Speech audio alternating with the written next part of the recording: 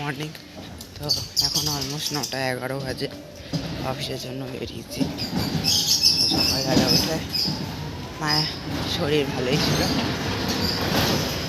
একটা খুশি। আর সেজন্য মা একটু সুস্থ হয়েছে, মদত করছে বলে একটু ফ্রাইড রাইস বানিয়েছিল, তো ফ্রাইড রাইস খেয়েছি। ফ্রাইড রাইস খেয়েছি। এখন অফিসে যাচ্ছি, কাজ আছে, গিয়ে যোগাযোগ কাজগুলো মেটাবো। আজকে কটায় ছুটি হয়েছে? 7টায় তো মনে হয় না, মনে হয় 6টায় ছুটি। তো দেখি আমার কতক্ষণে হয়।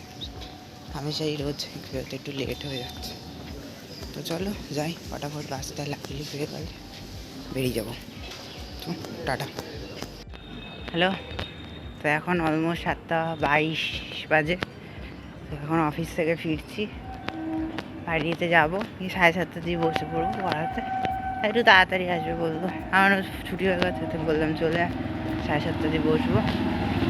সে 2-2.5 ঘন্টা পড়াবো, 7:30 থেকে 8টা 9টা 10টা অবধি পড়াবো, পড়িয়ে ছুটি। কালকে ঈদের জন্য ছুটি। তো চলো টাটা, বাই বাই। তো এখন অলমোস্ট 10:55, এটা 10 মিনিট ফাস্ট। তো এই হয় কি পড়ে উঠলাম। তো রাত্রিরে ডিনারে আছে হচ্ছে কি রুটি, পনিরের তরকারি আর শনপাপড়ি। তো এই হচ্ছে কি রাতের মেনু।